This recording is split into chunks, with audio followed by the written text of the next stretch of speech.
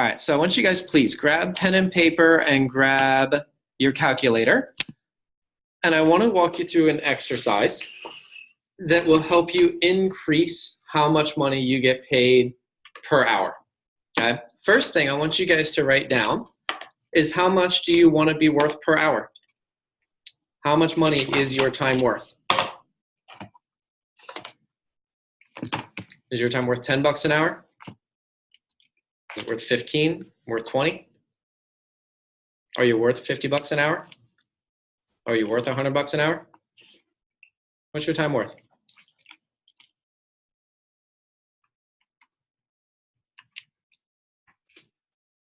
If you want to know the actual number, you can look back over the past month and you can work out how many hours you worked, and you can work out how many dollars you got paid for the month, and you just divide, and that will tell you the honest answer to how much your time is worth right now.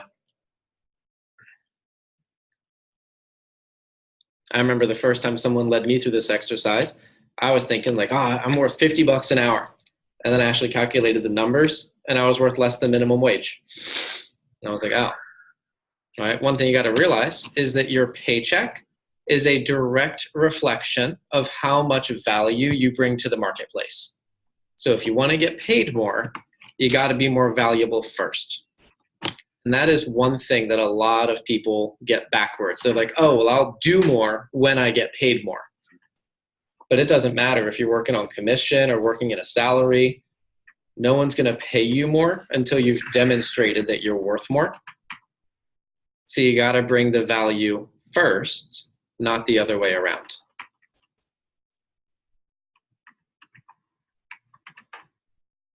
All right, so when I had that realization, that was when I came to, all right, I obviously the work that I've been doing, or the quality of the work I've been doing, is not in alignment with the value that I want to get paid. So when I did this exercise for the first time, I made the decision that I was going to increase the quality of my work. All right, make sure my work was worth more per hour. Okay. Second thing I want you guys to think about is that you get paid based on the amount of time that you deal with. You get paid for the amount of time that you deal with.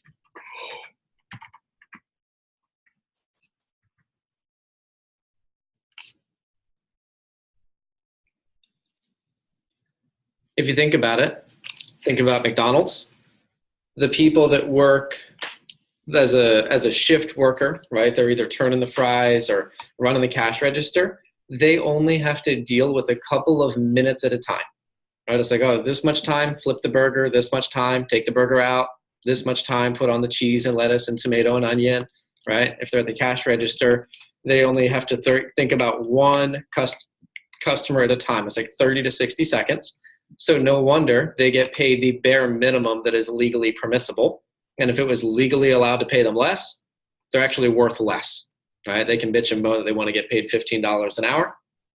And yet that's not the amount of money that the work they do requires, right? Now, if you think about the person that manages them, the shift worker, that person has to deal with about 3 to 5 hours at a time.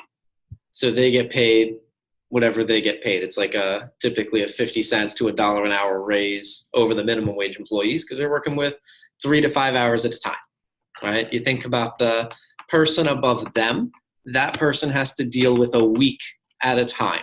They're looking at the schedules for 1 week, and that's about it. Right? And a lot of times, you guys know, in retail places or restaurants, they can't even manage that amount of time, which is why it takes them until Sunday night to get out the schedules for Monday morning, right? Or it takes them until Sunday morning to get out the schedules for Sunday afternoon. You guys hear those complaints from retail workers all the time, and that's why the managers in those places don't get paid a whole lot. You know, the person above them, the general manager, they typically have to deal with 1 month at a time, and they're responsible for making the budget balance out, keep the expenses under control, get the revenue for 1 month at a time. And the person above them, the general manager, they typically own the local franchise, and they have to deal with 1 quarter at a time. right? And every quarter they're getting updates on the menu, updates on the pricing. They have to evaluate their suppliers, whatever else. And the owner of the franchise is dealing with a quarter, and they're typically making about 50 to 70 grand a year. Okay. Now, if you go all the way up, I don't know all the different roles and levels that exist up at corporate McDonald's, but the CEO of McDonald's, do you want to guess how far in advance they're looking? 5 to 10 years. Further than that. Okay. They're looking 20 years out. Okay. And by the way, here's what's fun. Do you think the CEO of McDonald's really cares if they have a good day or a bad day in sales? Right? Doesn't even hit their radar. You know, the people down at the lower end of the echelon, they're freaking out over a good day or a bad month or whatever. The CEO of McDonald's, it's just a blip on the radar. They're looking 20 years in the future to when they don't even work at McDonald's anymore, right? And they're steering the ship. And that's the reason that the CEOs get paid millions of dollars in stock options and all the other things. You can debate the fairness of executive pay somewhere else. The reason that they get that money is because they're dealing with such an expansive amount of time and steering the ship for decades to come. Does that make sense? Mm-hmm. Right? So my original manager taught me this, that if I want to get paid more money, the key is that I've got to stop thinking about, oh, what is my schedule today and tomorrow? You know, I got to stop thinking about, all right, what's my schedule for the week? And I had to start thinking months and quarters in advance. Does that make sense? Mm-hmm. Right? Yeah. So let's start with the end in mind. And right now, you guys have been in the place where you're either thinking about today and tomorrow, or you're maybe thinking a week in advance, right? By the way, I've had the March schedules done, I don't even know, probably 3 weeks now. And I've been making little tweaks. And granted, I was gonna finish it and send it out while we were in Jamaica, and my computer wouldn't connect to the Wi-Fi, so I had to wait until we got home. But whatever. But it was kind of entertaining to me that you guys were like freaking out over the schedules. And I was like, you already got them through March 9th. Like, this isn't as much of a crisis. You had them through March 9th. Not you. Others. Mexican.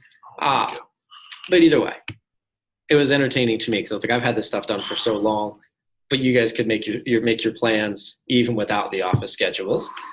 But I want to look at the month of March. Okay? So you already have now the office schedules. What I want you to map out is your personal goals. Okay, so when I say start with the end in mind, the first question I want you to think about, and don't answer out loud, I want you to write the answers down though, is why are you working? Right? What's the big thing that is moving you forward? Is it a new thing that you're trying to save up money to buy? Is it getting to a certain level in startup?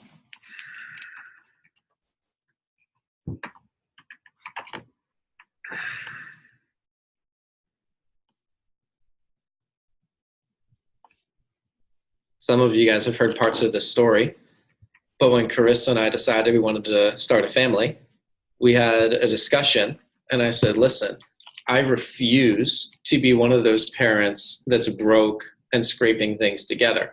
You know, I remember talking to a whole bunch of parents, many of them in the region. I was talking to parents, and I was like, you know, how do you budget for a kid? And the answer I kept getting from everybody was, oh, you make it happen. You know, you make it work. Doesn't matter. You'll find a way. And I was like, F that. I don't want to find a way. I want to make a way now, right? While I don't have a kid. And so I did a whole bunch of research, and what I found, and some of you guys have heard this story, but I joke about it and say it costs $10,000 for the first year of child ownership. And there's usually someone who goes, child ownership, what? Yes. You know, but in all seriousness, it's the pregnancy and then the first year of having a kid, the average parents spend about 10 grand. So I was like, all right, talk to Carissa. I said, we won't even start trying until we have 10 grand in cash, right? So for me, that was starting with the end in mind. You guys tracking with me? All right, when I bought the Tesla, it was the same deal. You know, Elon announced the car. I got excited about it. I put in my $1,000 to reserve a spot in line. But then we started breaking things down. And I said, all right, well, the starting price of the car is 35 grand. I'm not buying the base model. So I just had to guess. And I was like, I'm guessing it's going to end up costing between $55,000 and $60,000, which actually I was really close. It was $64,000 by the time it was all said and done. But I was like 55 to 60 grand. And I said, I don't want to finance the car or take out a loan or go into debt for the thing. The honest truth is that a car is not an investment. The day that you drive it, it loses its value by a lot, and unless you get lucky and buy a classic car, you're never going to sell a car for more than you've paid for it. So it's sunk, right? I generally recommend buying cheap, crappy cars. You should always buy used. The fact that I bought a new car, it was not a good financial investment. And I refused to go into debt for things that aren't going to make me money. And so I told Carissa we're going to pay cash for it, right? And we started off with this $55,000 to $60,000 target. It took us 2 years, right, to be able to save that up while funding our investments and everything else, But then when I got the car, we were able to write a check and be done with it. That was starting with the end in mind. So for you guys, whatever that is for the month of March, do you have something or do you need a second? A second.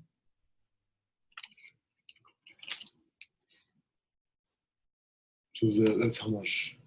It's what you're trying to do, whether it's saving for a baby or saving for a car or putting startup or whatever it may be. You mean something right? Sometimes it's just, hey, I'm trying to earn my manager promotion for the summer. Oh, I got it. Yes, he's pretty much asking what is your goal, like the month, the year. Yeah, but not the dollar amount. What is it that you're working for? Right. Do you mean Once something you to have that, share? The second question is how much money do you need to achieve that? So I put the two together. I told you it was $10,000 to start trying for a family. It was 55 to 60 grand to save up for the car. Whatever the thing is for you, how much money do you need for that? Nick, I think you were asking a question and I cut you off by accident. Yeah, I was just saying to share or just in general, do we have something? No, written down, this is for you. Okay. But generally speaking, the things that you want to do with your life, they cost money. Got a number? Yeah, Okay. I got a number. Next one is how much do you need to sell to earn it? All right, so if you take the number that you need to make, you can divide by your percentage.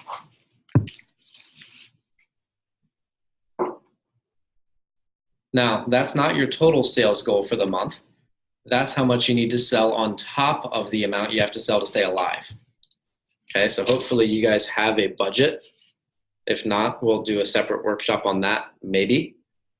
But if you think about it, some of you guys need to pay for gas in your car, right? You might need to pay for your insurance. You might need to pay for your cell phone bill.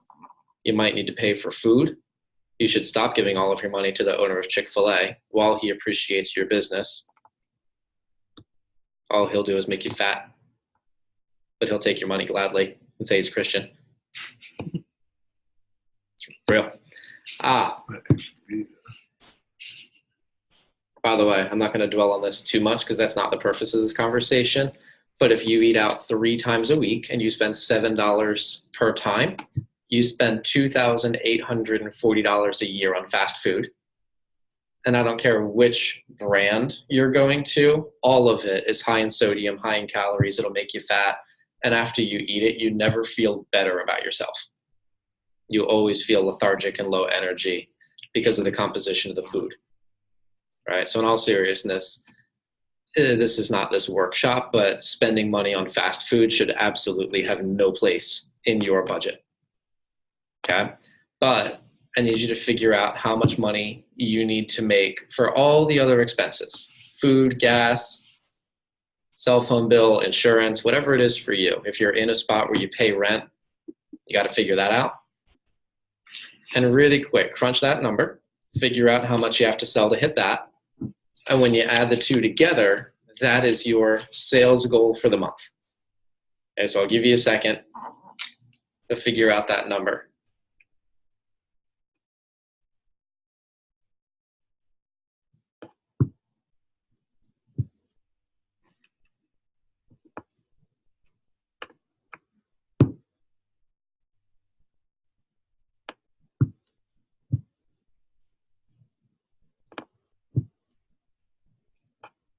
Also, just FYI, this isn't a budgeting or financial workshop by any stretch, but just FYI for perspective, the average married person with no kids spends about $2,000 a month. If they're a homeowner, spends about $2,000 a month.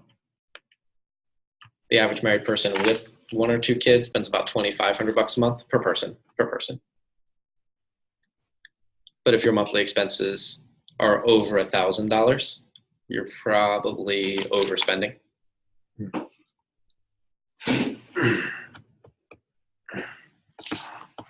Okay, you guys got the number? So you figured out how much you need to earn to be able to pay what it costs to stay alive, plus fund your reason, your why. Help me out here. We have a number yet? No or yes? I'm almost done. So Give me like 30 seconds. Yeah, I'm almost done.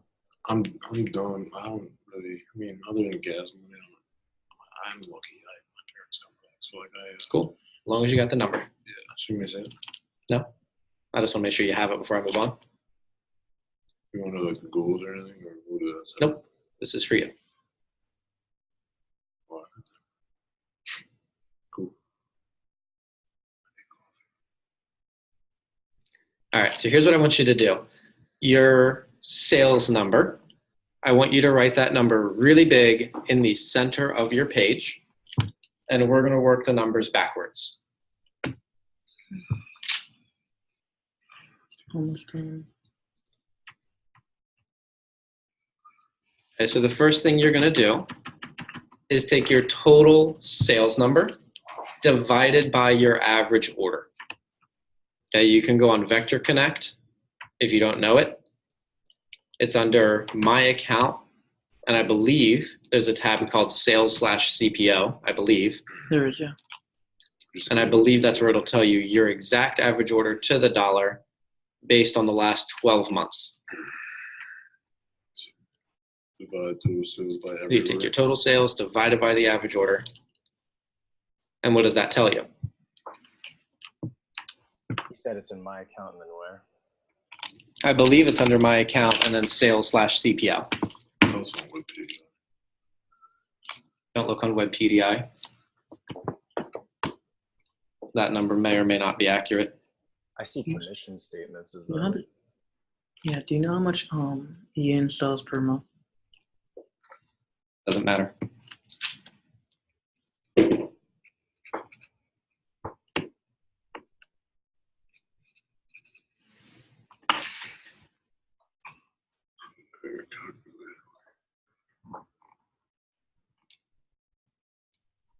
I don't think the iPads have calculators unless you download an app. Yeah, it usually doesn't come with it. Yes, respectfully, this is being recorded. So all your background noise and chatter is going on the recording. So if we can keep that to approximately 0, that would be outstanding.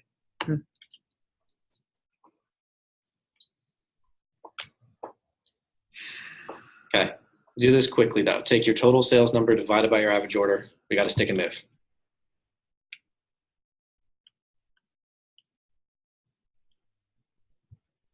Okay, what that gives you is the number of orders that you'll need to generate for the month to hit your target. Next, what you need to do is take that number divided by your closing ratio. Okay, your closing ratio is the percentage of customers that buy when you do a demo. The national average is 60%. This is a number that you should track, but I'm aware that many reps do not. So if you don't know your number, use 60%.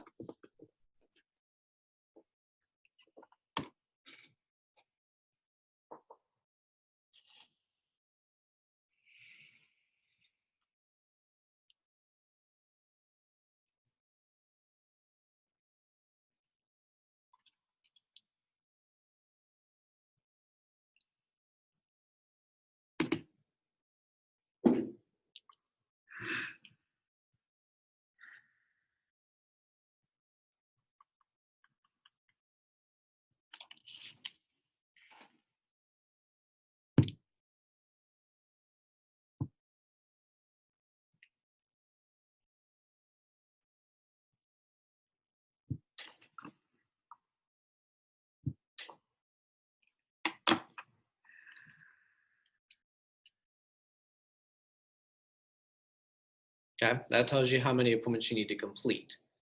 Next step, take that number and divide by the percentage of appointments that get canceled or rescheduled. Or, let me rephrase that. The average rep has about 15% of their appointments get canceled or rescheduled. I know for me, when I was selling full-time, it was about 25%. Okay, so if 15% get canceled, I would complete 85%. Tracking with me? So I would take the number of appointments I need to complete divided by 0.85. Or when I did mine, it was divided by 0.75. But the number that you get should come out bigger than the one you just had, yeah?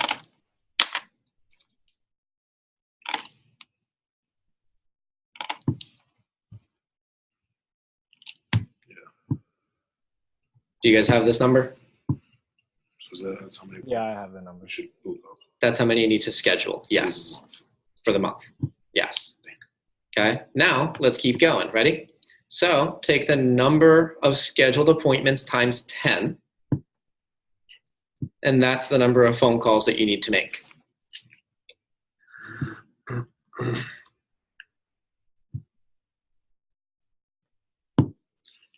Okay. Take that number divided by 3. And that's how many numbers you need on your families to serve list.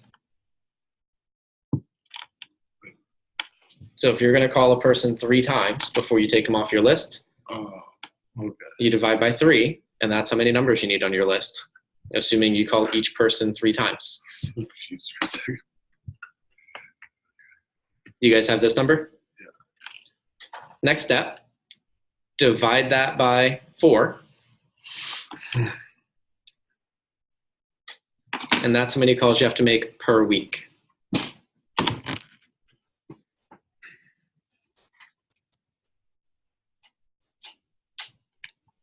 Divide by 4, that's how many calls you have to make per week.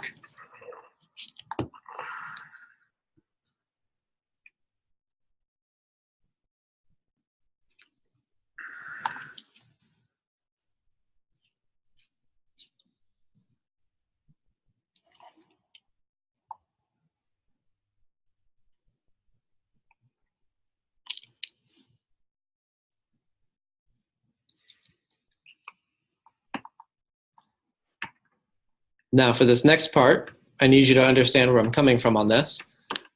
We have 2 phone times in the office every week. We have a Wednesday and we have a Sunday, correct? You have to know yourself and how many calls you can make every Sunday and every Wednesday. I would say if you're making less than 50 calls, you're not working. Okay, I'm just going to say that very clearly. If you're making less than 50 calls on Sunday, you didn't show up to work. If you make less than 50 calls on Wednesday, you failed to show up for work. And I say that because the last month, that did happen on more than one occasion where we had people showing up and simply being a body in the office and yet failing to actually show up for work, yeah? However, I would say if you're making less than 50, you didn't even work. I know for me, the last time I was a full-time sales rep, I was making 100 phone calls every Sunday in 3 hours. And I was averaging 33 phone calls per hour, and I didn't stop until I hit my 100th dial, even if it took me past 9 p.m. I need you guys to get that. Okay, by the way, our meetings were scheduled until 9, but if I had to stay until 9, I made 100 calls regardless. Okay, I missed a couple team night outs. I even skipped a Leadership Academy one night, or I showed up to Leadership Academy 30 minutes late because I was in the back making phone calls while everybody else was doing Leadership Academy. Okay, I just need to be very clear.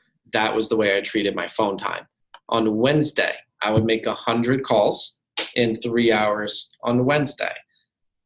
And that lined up with my sales numbers. So I broke all the numbers backwards, and $100 every Sunday and $100 every Wednesday got me to my sales number. Now, the other component of that was that I needed to schedule 20 appointments a week. Okay, 20 appointments a week, knowing that 25% of my appointments got canceled or rescheduled. I would complete 15, and that was enough to get me where I needed to be. So I had a goal, I had a commitment, and here's what I want you to understand. I had a commitment. I would not make less than 100 calls no matter what on Sunday. My goal was to book 10 appointments. And there were some times that I made 100 phone calls and I booked more than 10. There were some times I made 100 phone calls and I booked exactly 10. There were some times I made 100 phone calls and I booked less than 10. You guys tracking with me?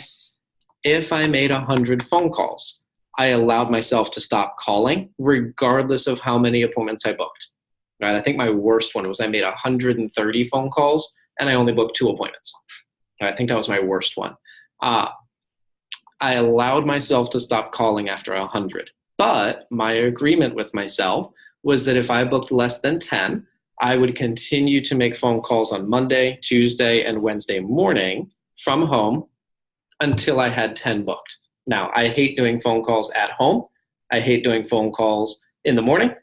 So I worked really hard to get my 10 booked on Sunday. But if I didn't have them booked, I didn't allow myself to not make them. Are you guys tracking with me on this? And then I would go in on Wednesday night for the phone jam. I'd make 100 calls. My goal was to book 10 appointments. If I got them all booked on Wednesday, great. If I didn't, I would make phone calls on Thursday, Friday, Saturday morning until I got my 10. Okay? That's important because 2 things. One, I know that it's very tempting as a sales rep to come in on Wednesday night and dick around, right? Not make phone calls, talk to people who are not customers, right? And not make money. And also whoever you're talking to, prevent them from making money too. It's kind of a dick move all around, to be honest, is talking to people who aren't customers at a phone jam. But I know that's a temptation. And then the other temptation is to not book up your appointments and say, oh, well, I didn't get them. I guess I'm off. And then have all these slots in your schedule that were dollar signs and not use them to make money, right? And say, oh, well, I didn't have an appointment, so I'll do something else instead, right? I know that's tempting. But when you are committed to your target and you have a number in mind and you know why you're doing it, it brings a lot more meaning to the way you treat your schedule. Does this make sense? Right? So here's the last thing I'm going to put up on the screen here. When I broke this down for me, it was the number of calls per week minus 200 because I was going to make 100 on Sunday and 100 on Wednesday, and I needed to know the difference. If you're in a spot where you're making 50 calls on Sunday and 50 calls on Wednesday, then you take your total number of calls per week minus 100, and that tells you how many more you need to make outside of office time. Does this make sense? Yes. But again, it's hard for me to quantify this onto a slide, but the real deal is you need to plan your activity around a number of phone calls, but you need to be so committed to a number of demos that you do whatever it takes while everybody else does whatever. Right? Let everyone else do whatever. You do whatever it takes to hit that target. Okay. By the way, your sales will inherently go up and down. I remember for me, if I did 15 demos, I could consistently sell, excuse me, $3,000 a week. Okay. My best sales week ever was over 5,000. I actually thought I was going to be Ian Connors and then also had a good sales week and I didn't.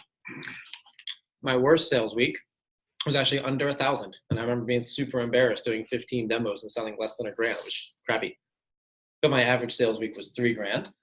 And if I committed to the action no matter what, and over the course of the month, I hit the targets that I laid out for myself, right? Ian Connors says we don't get paid the same every week, but if we take the right actions, we do get paid the same every month. Okay. So here's the final step. And I want you guys to do this right now is you design your schedule to accommodate the number that you just came up with. Okay. Number one, you came up with the number of appointments that you need to schedule. So design your schedule for March to accommodate the number of appointments that you need to complete, or schedule rather. You also came up with a number of phone calls that you need to make to hit your demo goal. And so I want you to put phone times in your schedule as much as they're needed outside of office hours. And the third thing is that you came up with a number of names and numbers that you need on your families to serve list. And you need to put time in your schedule to get that number. And you guys have all already heard my story. I used to put in 2 hours of networking time a week with a target of getting 100 names and numbers on my family to serve list every week. Okay, so I'm going to pause the recording here, and I want you guys to take a couple minutes to actually design the schedule that will enable you to hit the targets that you laid out for yourself. John. The one thing I didn't understand, how do you get the number of order?